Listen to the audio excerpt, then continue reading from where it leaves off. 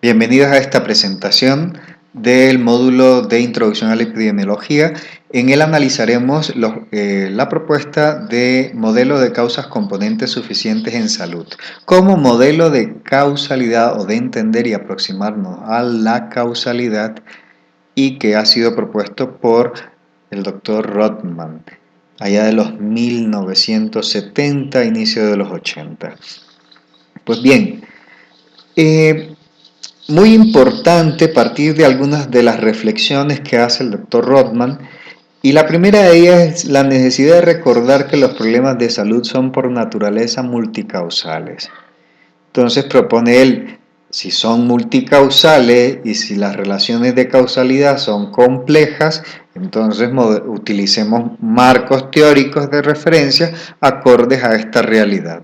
No se vale, propone él, seguir generando marcos teóricos o de aproximación o de estudios que pretenden, digamos, minimizar el estudio de la causalidad o el estudio de los problemas de salud y de su etiopatogenia, digamos, al análisis de un único factor de riesgo, ¿no?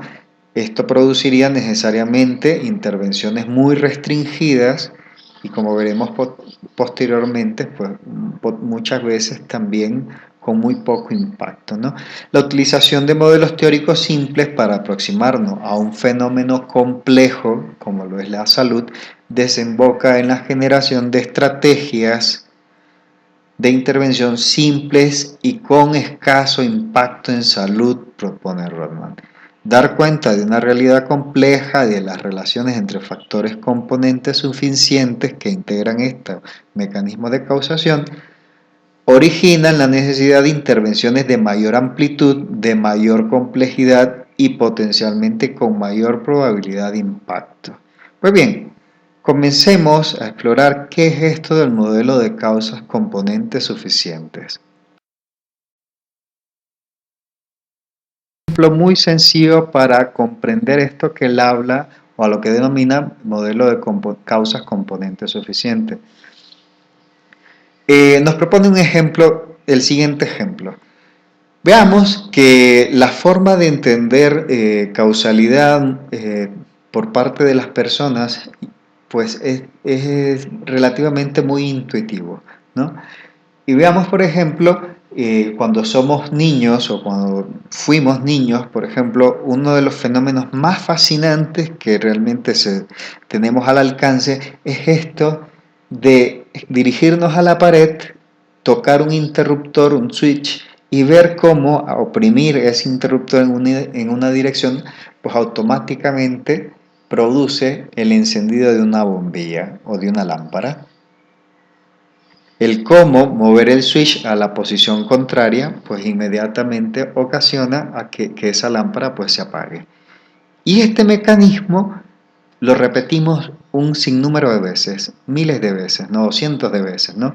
Seguimos llevando el switch en una dirección en la cual sistemáticamente al llevarlo a esa dirección o a esa posición la luz se enciende. Y vemos cómo sistemáticamente al llevar el switch o interruptor a la posición contraria, pues se relaciona con que la lámpara se apaga o la bujía se apaga.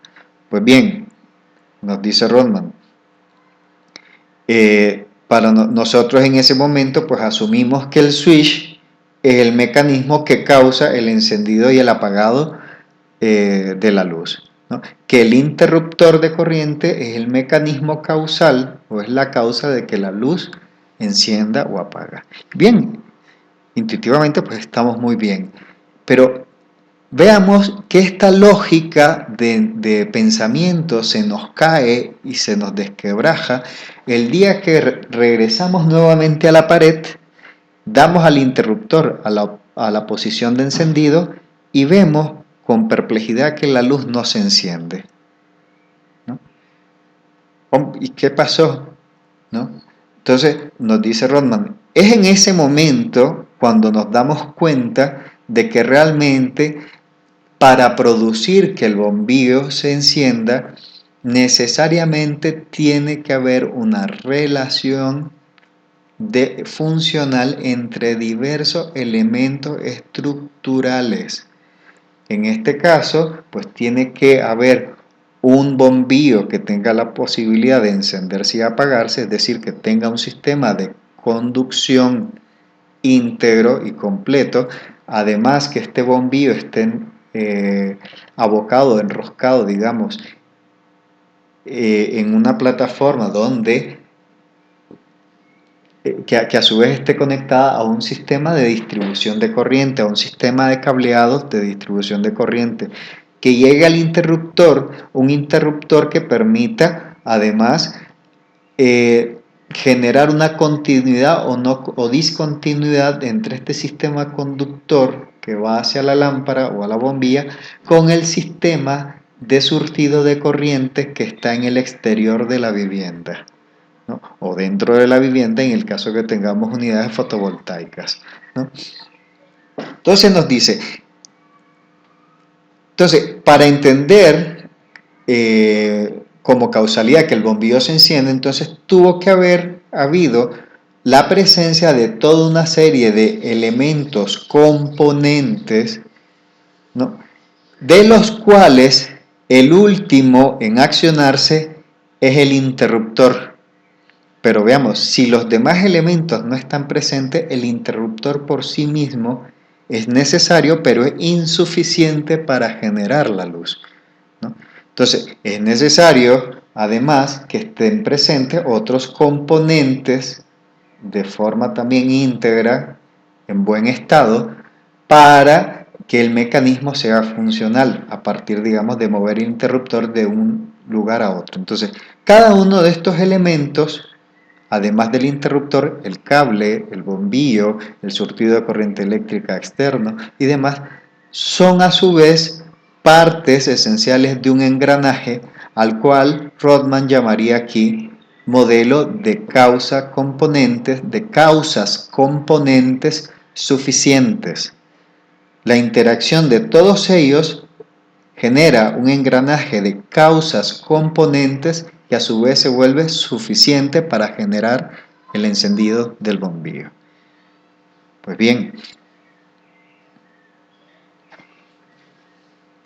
lo que propone además Rodman es que si esto lo trasladamos al sector salud, al entendimiento de causalidad en salud, pues es posible entender entonces que los modelos de causación, es decir, los mecanismos que causan una patología, en general involucran múltiples factores causales o múltiples componentes causales simples, que aquí están representados por letras, ¿no? El conjunto de componentes causales que, que por sí mismos, en conjunto, pueden producir la enfermedad, entonces los conoceremos como mecanismos de causación o mecanismos mecanismo de causas componentes suficientes. Entonces, como decíamos en el ejemplo de la semana de integración de la semana 1, estos mecanismos causales necesariamente son diferentes o tienden a ser diferentes o pueden operar múltiples mecanismos causales para generar una misma patología. Por ejemplo, si nosotros analizamos la etiopatogenia de algunos problemas de cáncer de pulmón, podemos ver cómo en algunos de estos problemas está involucrado el fumado como una causa componente causal, pero no siempre está el fumar como una causa componente que integre el mecanismo de causación. Entonces, de esta manera veremos cómo hay personas que fuman y pueden desarrollar cáncer del pulmón, pero también pueden haber personas que fuman que no desarrollan cáncer de pulmón, ¿no? Entonces, habría que averiguar entonces, habría que ver entonces que de igual manera muchos de estos mecanismos, causas, componentes, por sí mismos no son suficientes para producir la enfermedad. y en otras ocasiones, aún en ausencia de los mismos, se puede producir la enfermedad. Por ejemplo, hay casos de cáncer de pulmón donde no existe el antecedente de fumado por parte de las personas. Entonces, esto nos habla de una grandísima heterogeneidad de modelos o de modelos de causación posiblemente implicados en la génesis de diferentes patologías. Entonces, cada pastel representa un mecanismo teórico de causalidad para una determinada enfermedad, es decir, integran entre ellos lo que llama Rodman causas suficientes. Habitualmente existen múltiples mecanismos que causan un tipo de enfermedad. Cada caso individual de enfermedad ocurre a través de un único mecanismo de causas suficientes, ¿no?, que obedece también a la historia particular del individuo que presenta la patología. Y un mecanismo causal requiere de la acción conjunta de varios factores componentes o causas componentes, no necesariamente de forma unísona. Pueden haber estado presente algunos por mucha cantidad de tiempo, y es ante la presencia de uno que se detonan como mecanismo causal per se, ¿no? Entonces, los mecanismos son muy variados, ¿no?, los mecanismos de causación. Eso es lo que propone Rodman. Entonces, veamos que la propuesta que genera Rodman pues es una forma muy compleja, tiene mucho de complejidad para analizar, digamos, el tema de la causación de las enfermedades. Entonces, ¿cuáles son las bases conceptuales del modelo de causas componentes de Rodman? Pues bueno, habla de la multicausalidad, ¿no? Entendido la multicausalidad de la siguiente manera, que un mismo daño a la salud puede ocurrir a través de diferentes mecanismos de causación. Que un mecanismo causal, a su vez, está conformado por una gran diversidad de factores causales componentes que interactúan entre sí a lo largo del tiempo. Y en la realidad se ocurre, pues de persona a persona, pues estos mecanismos de causación suelen variar, refiere el autor.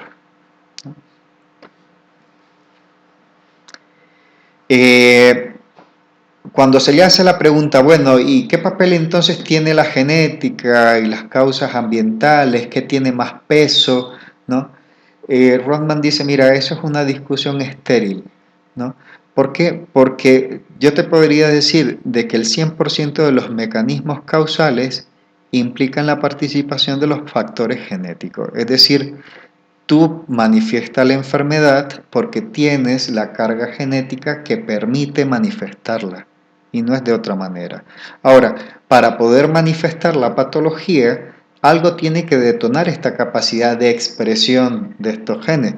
Habitualmente son las condiciones del entorno, ¿no? No puede haber enfermedad sin la capacidad genotípica para expresarla, y a su vez no puede haber enfermedad sin elementos del ambiente que propicien su manifestación, ¿no? Entonces, habla él de que no es que unos operen per se y otros operen, digamos, de otra manera, ¿no? Lo que habla aquí es del fenómeno de interacción que hay y de relaciones complejas de potenciación y de regulación que existen entre unos elementos y otros, ¿no? Habla, por ejemplo, del ejemplo de la fenilcetonuria, que ustedes sabrán, es una enfermedad genética o congénita, donde los recién nacidos o el recién nacido lo que presenta, digamos, un problema o una alteración genética que no le permite hacer un buen metabolismo de la fenilalanina, ¿no? La cuestión es, normalmente no se llega a visualizar sino hasta el año de edad. Habitualmente, cuando el nene o el niño se desteta, digamos, y comienza, digamos, a ser reemplazada la lactancia materna, digamos, con suministros de alimentos del exterior, del medio ambiente. El problema es que hay una serie de alimentos, sobre todo los de origen animal, que tienen una gran cantidad de fenilalanina, ¿no? Entonces no se metaboliza este compuesto y este compuesto normalmente genera toxicidad en múltiples organismos, en múltiples tejidos del organismo, entre ellos el tejido neuronal o el tejido del sistema nervioso, generando una gran cantidad también de complicaciones, ¿no? Pues bien, pero veamos, ¿es posible tratar el problema de la fenilcetonuria? Sí, ¿cómo? Bueno, existe ahora la prueba del talón para identificar a niños que tengan, digamos, este tipo de problemas genéticos y a este tipo de niños, a este tipo de pacientes, pues se modula la enfermedad, se controla la enfermedad simplemente a partir de pautas de régimen dietéticos que lo que hacen es limitar el consumo de productos cárnicos o derivados de animales, ¿no? Con lo cual pues llegan a tener una vida relativamente bastante, digamos, de una calidad relativamente bastante buena. Entonces, vean, esta es la forma de interactuar que propone Rodman, o en que interactúan, digamos, estos elementos, los genéticos, con los elementos del entorno, ¿no? Fuerza de asociación. Rodman plantea la necesidad de discernir que al hablar de prevalencia y fuerza de asociación de un factor de riesgo, estamos hablando necesariamente de la frecuencia con la que un mismo factor de riesgo se presenta en la mayoría de los mecanismos causales identificados, pero que esté este factor eh, sistemáticamente presente cuando ocurre la enfermedad, no necesariamente implica que esta presencia del factor de riesgo per se pueda producir la enfermedad.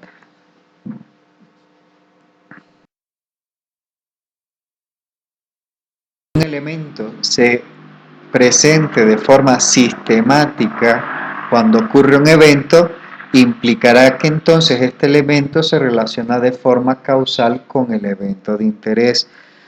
Una forma de analizarlo puede ser un factor de confusión o un elemento de confusión simplemente. Por ejemplo, pasa con mucha periodicidad, ¿no?, que cuando hacemos análisis o, por ejemplo, hacemos encuestamientos a personas que hacen y no hacen actividad física, pues que encontremos de que la gente que hace actividad física pues maneja una mayor cantidad de información sobre tipos de rutinas, tipo de alimentación, tipo de actividad física como tal, que puede o no puede desarrollar y demás. Entonces, la pregunta es, entonces, ¿el saber más produce que hagas, entonces, manejar mayor cantidad de información es lo que está produciendo que estas personas hagan actividad física o hagan mayor cantidad de actividad física con respecto a los grupos poblacionales que tienen más o menos estilos de vida sedentarios? Y muchas veces cuando exploramos, lo que pasa es que esta gente que hace mayor cantidad de actividad física habitualmente se acude a sitios donde hay una mayor cantidad de bombardeo y accesibilidad a información sobre este tipo de actividad. Entonces, por tanto, si yo no acudo a este tipo de espacios, pues las posibilidades de ser bombardeado y de tener contacto con este tipo de información, pues se disminuye. Entonces, vean que aquí la cantidad y calidad de información no es un elemento causal de la cantidad de actividad física que yo hago, ¿no? En este caso, pues sería un factor de confusión. Más bien es la frecuencia y uso que yo hago también de los servicios para hacer actividad física limita en gran medida, digamos, el acceso y la frecuencia con la que tengo contacto con este tipo de información. Espero que el ejemplo pues sea bastante fácil de interpretar. Entonces nos dice Rodman que tenga fuerza de asociación no necesariamente implica causalidad. Es más, en el modelo de causas componentes no habla de causas fuertes ni de causas débiles. Lo que habla es de la cantidad de factores y de la forma en que están organizados y se interaccionan para producir el mecanismo de causación, ¿no?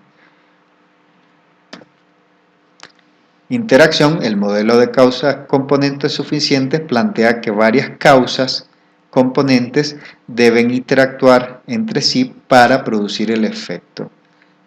Entonces, vean que Rodman aquí lo que propone es que necesariamente si vas a hacer investigación en salud, que uno de los papeles del investigador es clarificar estos mecanismos de causación, es decir, abrir la caja negra de la investigación en salud. Entonces, las implicaciones del modelo para la intervención, del modelo de causas componentes suficientes son las siguientes: que intervenir sobre factores específicos no necesariamente asegura la interrupción de todos los modelos de causalidad. Por ejemplo, él dice, si yo intervengo sobre G, veamos que G no está presente ni en el primero ni en el último de los mecanismos de causa suficiente. Entonces, intervenir sobre un único factor de riesgo no necesariamente asegura la interrupción de todos los modelos de causalidad. Interrumpirá únicamente aquellos modelos de causalidad donde esté presente como mecanismo necesario este factor y nada más. Ahora, para generar un efecto, incluso de una intervención en salud, es necesaria la combinación adecuada de intervenciones sobre factores de riesgo que posibiliten la generación de mecanismos causales componentes en la población. En otras palabras, es necesario intervenir factores de riesgo que estén presentes en diferentes mecanismos de causación.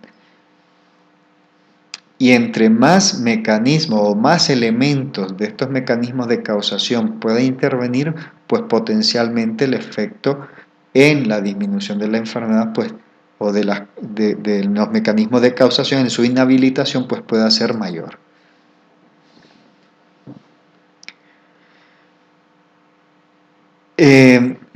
Vean que esta propuesta que hace Rodman de entender causalidad realmente marca, digamos, también o se contrapone con lo que propone Bradford Hill, ¿no? Bradford Hill, en sus criterios de causación o de causalidad, proponen que uno de los primeros criterios para analizar causalidad es la fuerza de asociación. Nos dice, si la fuerza de asociación existe, o sea, el factor de riesgo está fuertemente asociado a la enfermedad, probablemente es la causa. Rodman nos dice, pues puede ser también un mecanismo confusor o un factor confusor. Fuerza de asociación no necesariamente implica causalidad. ¿Cómo quieres analizar causalidad? Pues tienes que además dilucidar los mecanismos biológicos que realmente posibiliten o que expliquen cómo es que ese factor desarrolla la enfermedad, ¿no? Y cómo se generan también estas interacciones con otros factores. Bradford Hill habla de consistencia, como que la observación repetida de una asociación en poblaciones diferentes en circunstancias diferentes. Es decir, si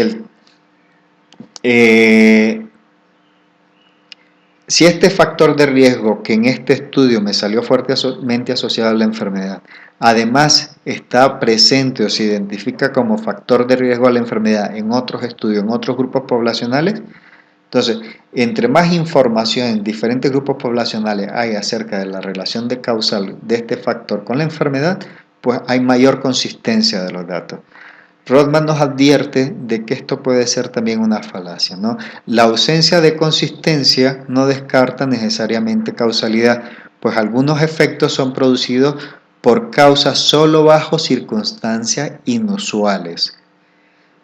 Y esto hay que tenerlo presente. Especificidad, es decir, que este factor de riesgo esté relacionado de forma específica con la ocurrencia de esa enfermedad.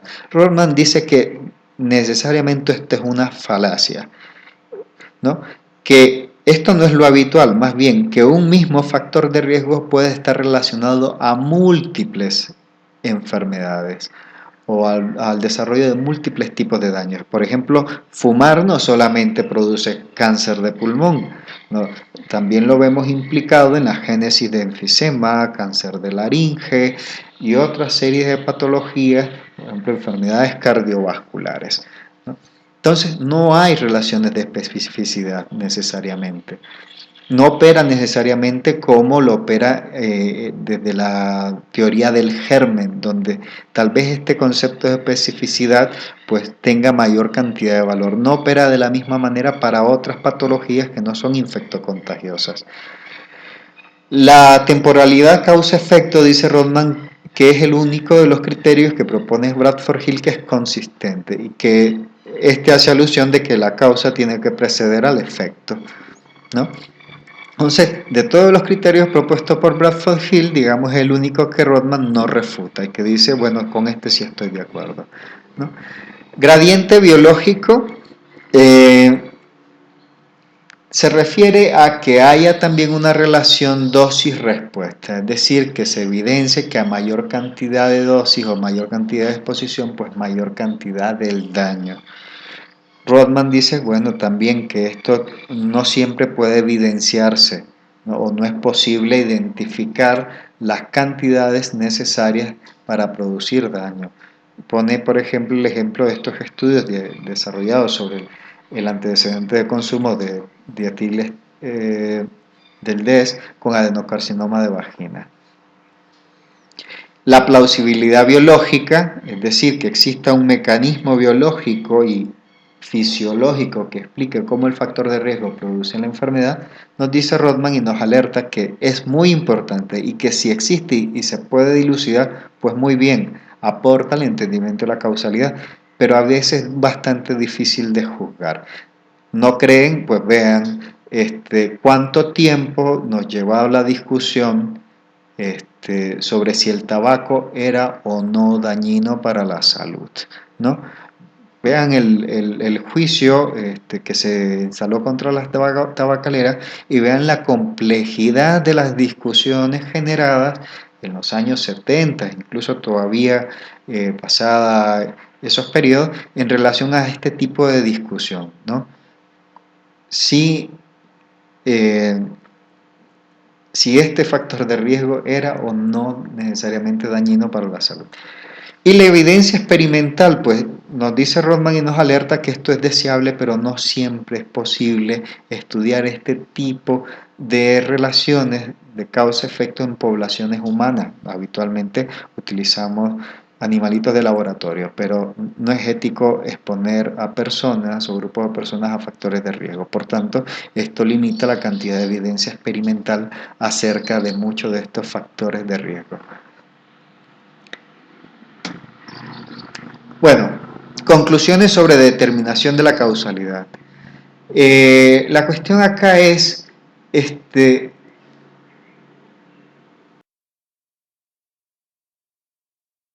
aproximación teórica propone una forma de entender y analizar causalidad en salud. La cuestión aquí es desde cuál de estas perspectivas me acerco, qué herramientas son las que utilizan desde esta perspectiva para analizarla y si es posible entonces establecer este tipo de conexión. La idea es no partir de supuestos erróneos. La causalidad en salud no es un tema o no es un fenómeno, digamos, simple o un tema simple. Las relaciones de causalidad son extremadamente complejas. Propone Rodman que todo trabajo científico es incompleto, pues es susceptible de ser invalidado o modificado por el avance del conocimiento. Es decir, lo que hoy para nosotros es realidad puede ser que mañana quede refutado y simplemente se diga, bueno, que ahora tenemos una nueva realidad. Vean, yo crecí y yo tenía, digamos, cuando hice la primaria y la secundaria, pues mi sistema solar pues tenía un planeta más de lo que ahora tenemos. No es que se haya perdido, sino que ha cambiado también la forma de entender y de clasificar estos astros celestes. Por tanto, la realidad ha cambiado. Entonces, ello nos confiere la libertad. Ahora, ello no nos confiere la libertad de ignorar el conocimiento que ya tenemos o posponer la acción que estos conocimientos nos demande realizar en el momento dado.